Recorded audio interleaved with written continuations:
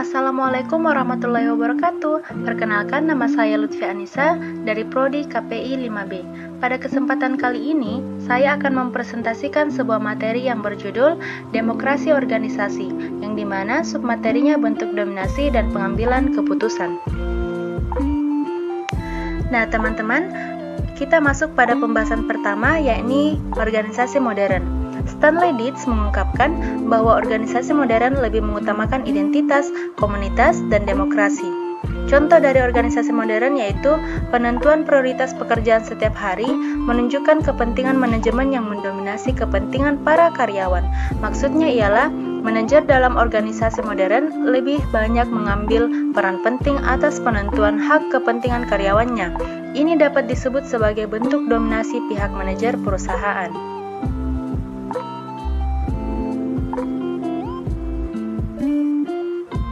Selanjutnya kita masuk pada submateri pertama, yaitu bentuk demokrasi. Menurut Dietz, pembahasan umum mengenai organisasi cenderung menjadi bentuk dominasi salah satu pihak, yaitu pihak para manajer kepada pihak karyawan.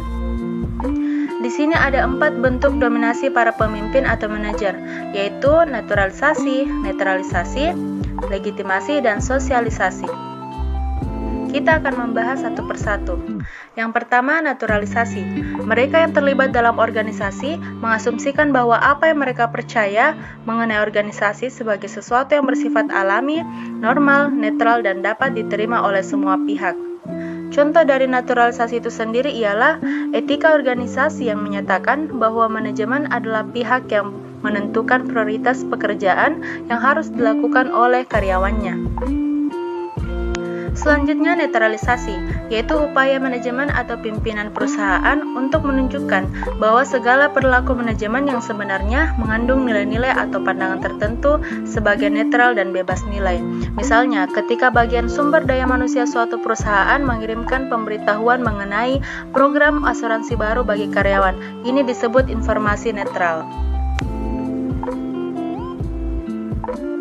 Selanjutnya, legitimasi, upaya organisasi untuk mengutamakan satu bentuk wacana sebagai suara otoritas di dalam organisasi.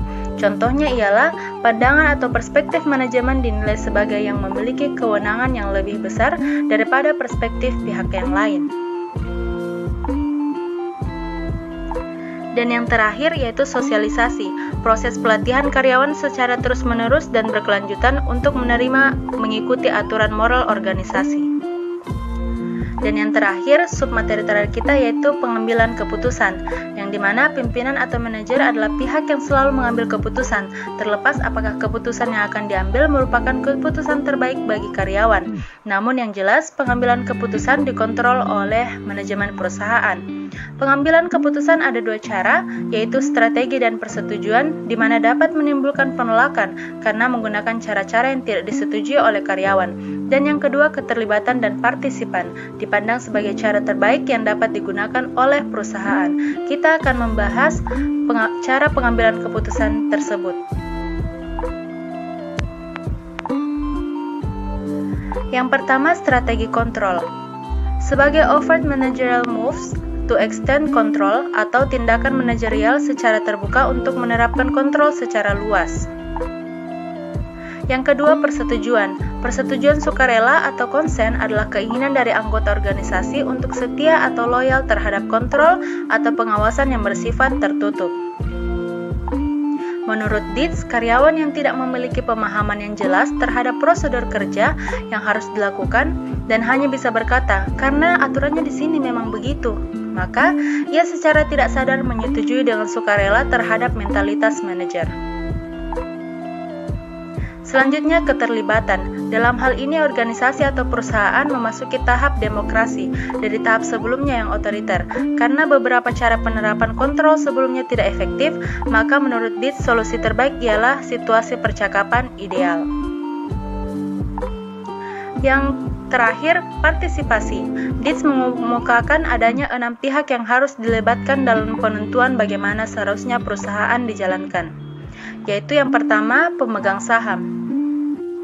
yaitu kelompok yang menginginkan adanya jaminan atau kepastian terhadap modal yang mereka tanamkan pada perusahaan dan adanya hasil investasi yang menarik.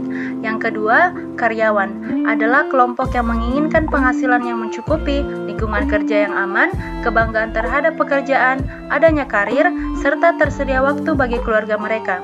Yang ketiga, konsumen, yaitu halayak yang membeli dan menggunakan produk yang dihasilkan perusahaan. Mereka menginginkan produk yang berkualitas dengan harga yang wajar.